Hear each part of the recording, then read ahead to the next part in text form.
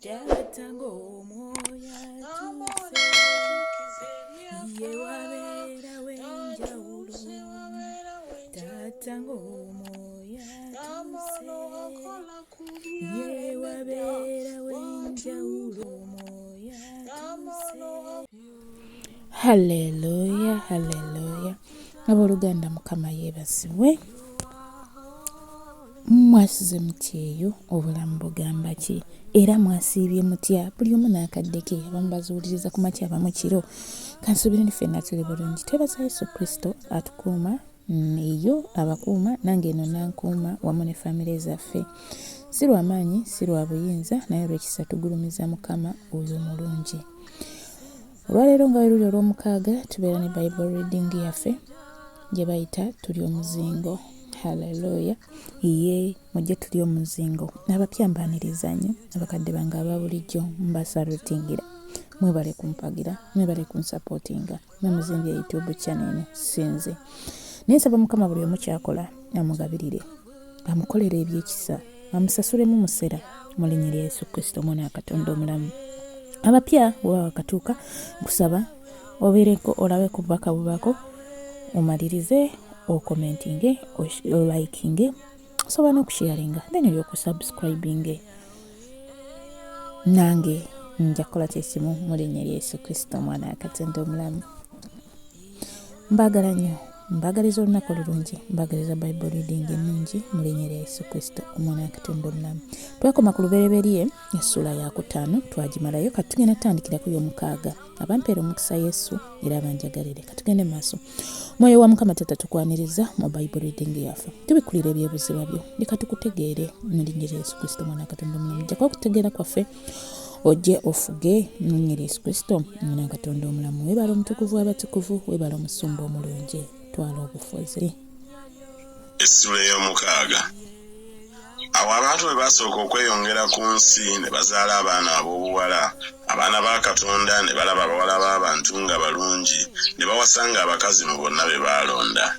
Mukama n'ayogera nti omwoyo gwange teguwakanenga na muntu emirembe n'emirembe kubanga naye gwe mubiri naye ennaku ze ziriba emyaka 120.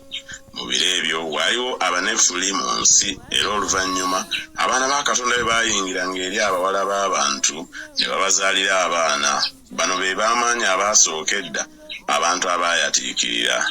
Mukama n'alaba obubi bw'omuntu nga bungi mu nsi na buli kufumiitiriza kw'ebirowoozo eby'omu mutima gwe nga kubikwerere bulijjo. Mukama ne yejjusa kubanga yakola omuntu mu nsi n'anakuwala mu mutima gwe. Mukama n'ayogera nti ndisangula omuntu gwe natonda okuva mu nsi okusookera ku muntu n'ensolo n'ekyewalula n'ekibuuka waggulu kubanga nejjusizza kubanga nabikola. Naye Nuuwa n'alaba ekisa mu maaso ga Mukama. Kuno kwe kuzaala kwa Nuuwa. Nuuwa yali mutuukirivu nga talina kabi mu mirembe gye. Nuuwa n'atambulira wamu ne Katonda. Nuuwa n'azaala abaana 3 Seemu, Kaamu ne Yafeesi. Ensi neyonooneka mu maaso ga Katonda, ensi nejjula eddalu. Katonda n'alaba ensi ng'eyonoonese kubanga ekirina omubiri kyonna kyali nga kimaze okwonoona ekkubo lyakyo ku nsi. Katonda n'agamba Nuuwa nti enkomerero ya buli ekirina omubiri etuuse mu maaso gange kubanga ensi ejjudde eddalu ku lwabwe. Kale laba ndibazikiriza wamu n'ensi. Weekolere eryato n'omuti goferi. Osalangamu ennyumba mu lyato osiige munda ne kungulu envumbo.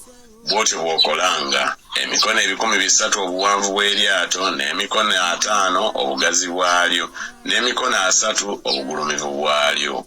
Osalangako ekituli ku lyato era ng'omukono gumu bw'olimala waggulu n'omulyango gw'eryato oguteekanga mu mbiriizi zaalyo. Okolanga eryato nga lirina ennyumba eya wansi n'ey'okubiri n'ey'okusatu. Nange laba nze ndireeta amataba ag'amazzi ku nsi okuzikiriza ekirina omubiri kyonna ekirimu omukka ogw'obulamu wansi w'eggulu. Buli ekiri mu nsi kirifa. Naye ndiragaana endagaano yange naawe. Oliyingira mu lyato gwe n'abaana bo ne mukazi wo n'abakazi b'abaana bo wamu naawe. Ne mu buli kiramu mu birina omubiri byonna 2 mu buli ngeri by'olireeta mu lyato biryoke bibeere ebiramu awamu naawe biriba ekisajja n'ekikazi. Mu bibuuka mu ngeri yaabyo, mu nte mu ngeri yaazo, mu buli ekyewalula eky'omu nsi mu ngeri yakyo, mu buli ngeri bibiri birijja gy'oli bibe ebiramu. Naawe weetwalire ku mmere yonna eriibwa, ogyekuŋŋaanyize eriba mmere gy'oli ggwe nabyo. Nuuwa n'akola bw'atyo nga byonna Katonda bye yamulagira, bw'atyo bwe yakola. Essula ey'omusanvu. Mukama n'agamba Nuuwa nti, yingira ggwe n'ennyumba yonna mu lyato, kubanga nkulabye ng'oli mutuukirivu mu maaso gange mu mirembe gino. Mu buli nsolo ennongoofu twala 7 ensajja n'enkazi yaayo, era ne mu nsolo ezitali nnongoofu 2 ensajja n'enkazi yaayo, era ne mu bibuuka waggulu 7 ekisajja n'ekikazi, ezzadde eryoke libe eddamu ku nsi yonna. Kubanga oluvannyuma lw'ennaku 7 nze nditonnyesa enkuba ku nsi ennaku 40 emisana n'ekiro, nange ndisangula buli kintu ekiramu kye nakola okuva mu ttaka. Nuuwa byonna n'abikola nga Katonda bwe yamulagira.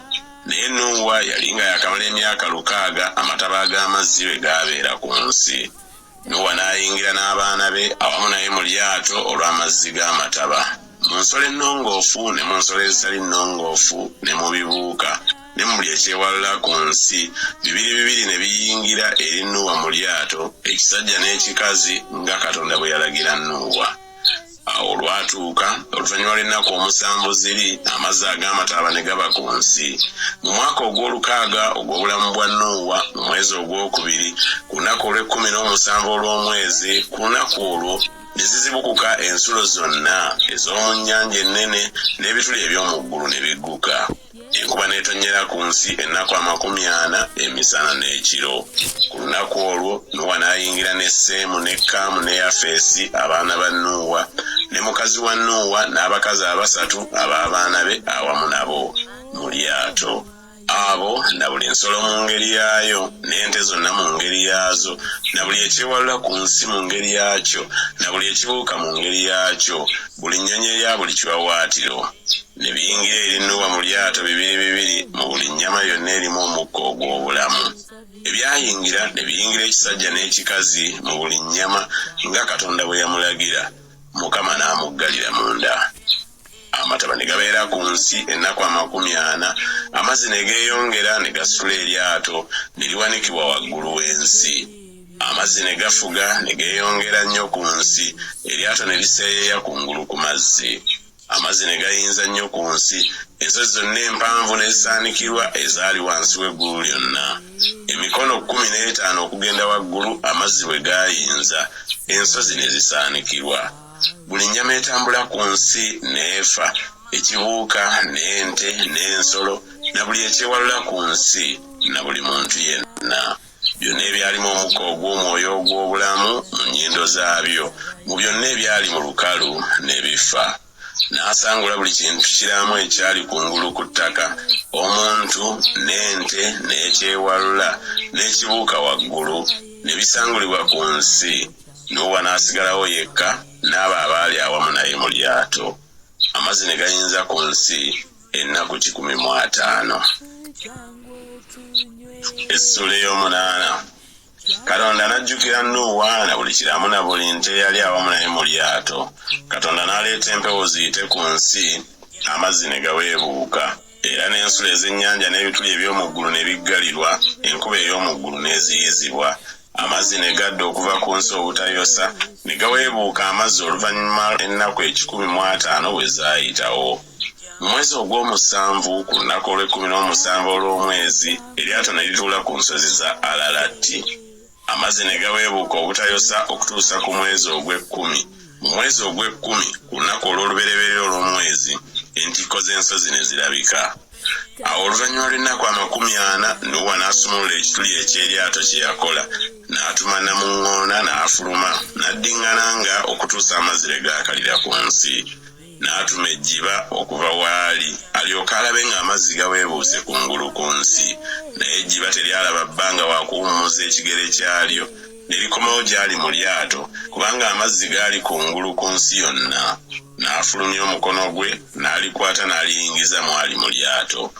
N'ayosaawo ennaku 7 nate n'atuma ejjiba okuva mu lyato, ejjiba ne likomawo olw'eggulo mwali. laba mu kamwa kaalyo ne muba akalagala akabisi ak'omuzeyituuni. Nuuwa n'alyoka amanya nti amazzi gaweebuusa okuva ku nsi. N'ayosaawo ennaku 7 nate, n'atuma ejjiba, awo oluvannyuma teryakomawo nate gy'ali. Awo mu mwaka ogw'olukaaga-mu-1 mu mwezi ogw'olubereberye ku lunaku olw'olubereberye olw'omwezi, amazzi ne gakalira ku nsi. Nuuwa n'aggyako ekyasaanikira eryato n'atunuulira, laba kungulu ku nsi nga kukalidde. Mu mwezi ogwokubiri ku lunaku olwa27 olw'omwezi, ensi n'ekalira. Katonda n'agamba Nuuwa nti, "Va mu lyato, ggwe ne mukazi wo n'abaana bo n'abakazi b'abaana bo awamu naawe. Ofulumye wamu naawe buli kiramu ekiri awamu naawe mu buli nnyama yonna, ekibuuka n'ente na buli ekyewalira ku nsi, bizaalenga bibune mu nsi, byalenga byeyongerenga ku nsi." Nuuwa n'afuluma n'abaana be ne mukazi we n'abakazi b'abaana be awamu naye. Buli nsolo, buli ekyewalula na buli ekibuuka, buli ekitambula kyonna ku nsi mu bika byabyo ne bifuluma mu lyato. Nuuwa n'azimbira Mukama ekyoto, n'alonda ku nsolo zonna ennongoofu ne ku bibuuka byonna ebirongoofu, n'aweerayo ebiweebwayo ebyokebwa ku kyoto. Mukama n'awulira evvumbe eddungi. Mukama n'ayogera mu mutima gwe nti, "Ensi sikyagikolimira nate oluvannyuma ku lw'omuntu, kubanga okulowooza okw'omu mutima gw'omuntu kubi okuva mu buto bwe, so sikyakuba nate oluvannyuma buli kiramu nga bwe nkoze." Ensi ng'ekyaliwo, okusiga n'okukungula, era empewo n'ebbugumu, era ekyeya n'ettoggo, era emisana n'ekiro tebiggwengawo. Essula ey'omwenda. Katonda n'awa Nuuwa n'abaana be omukisa n'abagamba nti, "Mwalenga mweyongerenga, mujjule ensi. N'ekitiibwa kyammwe n'entiisa yammwe binaabanga ku buli nsolo ey'ensi ne ku buli nnyonyi eya waggulu, era ne byonna ebijjuza olukalu n'ebyennyanja byonna biweereddwayo mu mukono gwammwe. Buli kiramu ekitambula kinaabanga kyakulya gye muli, ng'omuddo ogumera byonna mbibawadde. Naye ennyama awamu n'obulamu bwayo gwe musaayi gwayo temugiryanga. Era omusaayi gwammwe ogw'obulamu bwammwe siiremenga kuguvunaana. Eri buli nsolo n'aguvunaananga, n'eri omuntu, eri buli muganda w'omuntu n'avunaananga obulamu bw'omuntu. Buli muntu anaayiwanga omusaayi gw'omuntu, omusaayi gwe guyiiyibwenga abantu, kubanga mu kifaananyi kya Katonda mwe yakolera abantu. Nammwe mwalenga, mweyongerenga, muzaalenga nnyo ku nsi, mweyongerenga omwo." Katonda n'agamba Nuuwa n'abaana be awamu naye nti, "Nange, laba, nywezezza endagaano yange nammwe era n'ezzadde lyammwe erinaddangawo, era na buli kiramu ekiri awamu nammwe, ennyonyi, ente na buli nsolo ey'ensi awamu nammwe, byonna ebiva mu lyato, buli nsolo ey'ensi. Nange naanywezanga endagaano yange nammwe, so ebirina omubiri byonna tebikyazikirizibwa nate mulundi gwakubiri n'amazzi ag'amataba, so tewakyabaawo mataba nate mulundi gwakubiri okuzikiriza ensi." Katonda n'ayogera nti, "Kano ke kabonero ak'endagaano gye ndagaana nze nammwe na buli kitonde kiramu ekiri nammwe okutuusa emirembe egitaliggwaawo. Nteeka musoke wange ku kire, era anaabanga kabonero ak'endagaano gye ndagaanye n'ensi. Kale olunaatuukanga bwe naaleetanga ekire ku nsi, musoke anaalabikiranga ku kire. Nange najjukiranga endagaano yange gye ndagaanye nze nammwe na buli kitonde kiramu ekirina omubiri kyonna. N'amazzi tegaafuukenga nate mataba okuzikiriza omubiri gwonna. Ne musoke anaabanga ku kire, nange naamutunuuliranga, njijjukire endagaano eteridiba Katonda gy'alagaanye na buli kitonde ekiramu ekirina omubiri kyonna ekiri mu nsi." Katonda n'agamba Nuuwa nti, "Ako ke kabonero ak'endagaano gye nywezezza nze na buli ekirina omubiri ekiri mu nsi." N'abaana ba Nuuwa abaava mu lyato, Seemu ne Kaamu ne Yafeesi. Ne Kaamu ye yazaala Kanani. Abo bonsatule Nuuwa be yazaala, n'abazzukulu baabo be baabuna ensi zonna. Nuuwa n'atanula okuba omulimi, n'asimba olusuku olw'emizabbibu, n'anywa ku mwenge gwalwo, n'atamiira, n'akunamira mu weema ye. Kaamu ye yazaala Kanani, n'alaba ensonyi za kitaawe, n'abuulira baganda be ababiri abaali ebweru. Seemu ne Yafeesi ne batoola ekyambalo, ne bakiteeka ku bibegabega byabwe bombi, ne batambula ekyennyumannyuma, ne babika ku nsonyi za kitaabwe, era amaaso gaabwe nga gatunuulira nnyuma, ne batalaba nsonyi za kitaabwe. Nuwa n'atamiirukuka mu mwenge gwe n'amanya omwana w'omuto bwe yamukola. N'ayogera nti Kanani akolimirwe anaabanga muddu w'abaddu eri baganda be.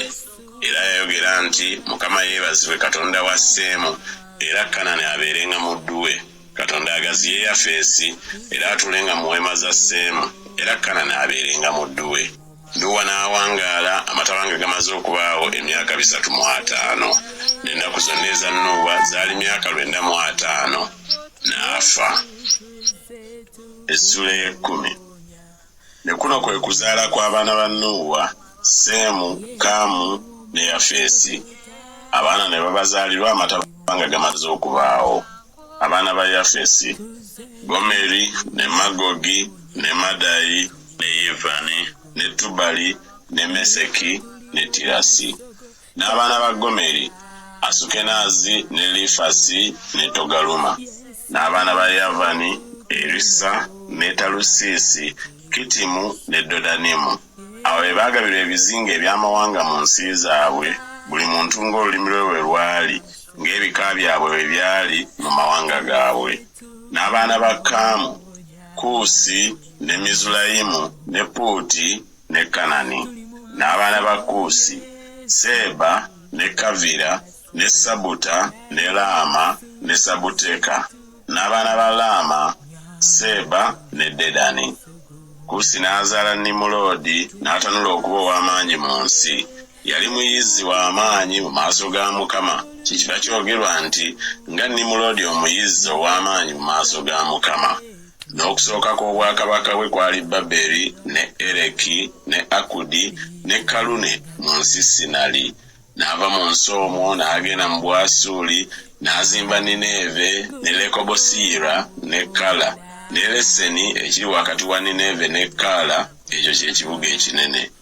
Mizulayimu n'azaala Ludimu ne Anamimu ne Lekabimu ne Nafutukimu ne Pasulusimu ne Kasulukimu omwava Abafirisuuti ne Kafutolimu. Kanani n'azaala Zidoni omubereberye we ne Keesi n'Omuyebusi n'Omwamoli n'Omugirugaasi n'Omukiivi n'Omwaluki n'Omusiini n'Omwaluvada n'Omuzemali n'Omukamasi. N'ebika eby'Omukanani ne biddirira abo okubuna. N'ensala ey'Omukanani yava mu Sidoni ng'ogenda e Gerali n'etuuka ku Gaza, era yatuuka ku Lasa ng'ogenda e Sodoma ne Gomora ne Aduma ne Zeboyimu. Abo be baana ba Kaamu, ebika byabwe nga bwe byali, n'ennimi zaabwe mu nsi zaabwe mu mawanga gaabwe. Era ne Seemu jjajja w'abaana bonna aba Eberi muganda wa Yafeesi omukulu, naye n'azaalirwa abaana. Abaana ba Seemu: Eramu ne Asuli ne Alupakusaadi ne Ludi ne Alamu. N'abaana ba Alamu: Uzzi ne Kuuli ne Geseri ne Maasi. Ne Alupakusaadi n'azaala Seera, Seera n'azaala Eberi. Eberi n'azaalirwa abaana babiri, erinnya ly'omu Peregi, kubanga mu nnaku ze ensi zonna mwe zaagabirwa, n'erinnya lya muganda we Yokutaani. Yokutaani n'azaala Alumodaadi ne Serefu ne Kazalumaveesi ne Yera ne Kodolaamu ne Uzali ne Dikula ne Obali ne Abimayeri ne Seba ne Ofiri ne Kavira ne Yobabu. Abo bonna baana ba Yokutaani. N'ensi gye baatuulamu yava ku Mesa ng'ogenda e Serali, olusozi olw'ebuvanjuba. Abo be baana ba Seemu, ebika byabwe nga bwe byali, n'ennimi zaabwe mu nsi zaabwe, amawanga gaabwe nga bwe gaali. Ebyo bye bika eby'abaana ba Nuuwa ng'okuzaalibwa kwabwe bwe kwali mu mawanga gaabwe, era mu abo mwe gaava amawanga okwawulirwa mu nsi amatabanga gamaze okubaawo. Essula. Haleluya. Twebaza Mukama ku lw'akaseera ako mukulekayo mu Bible reading yaffe. Yes, tutambudde okuva ku ssula ey'omukaaga paka ku y'ekkumi. Abampeera omukisa Yesu tugenda etandikira Saturday ejja. Temwerabira abapya tusubscribe, sharing, commenting mu linnya lya Yesu Kristo. Mbaagala nnyo naye nga Yesu Kristo yasinga okutwagala. Oyinza okwebuuza omumbejja wa Yesu mufuna ntya? Ogenda ku YouTube channel nosaakinga omumbejja wa Yesu NKS. Ndiko kafulaga ke Uganda kyekinjawula ku balala. So abampeera omukisa Mukama era abanjagalize olunaku olulungi, wiikendi ennungi, omwoyo mutukuvu abankolera obulungi mu linnya lya Yesu Kristo omwana wa Katonda omulamu. Tufunemu ekyokuyiga, tufunemu ekyokutegeera, tuyige Mukama nga tumuyibira mu byawandiikibwa bye kubanga yatugamba tuli omuzingo. Haleluya. Mbaagala nnyo naye nga Yesu Kristo yasinga okubaagala. Shalom, shalom, shalom. Empologoma ya Yuda fuga, Yesu tata fuga.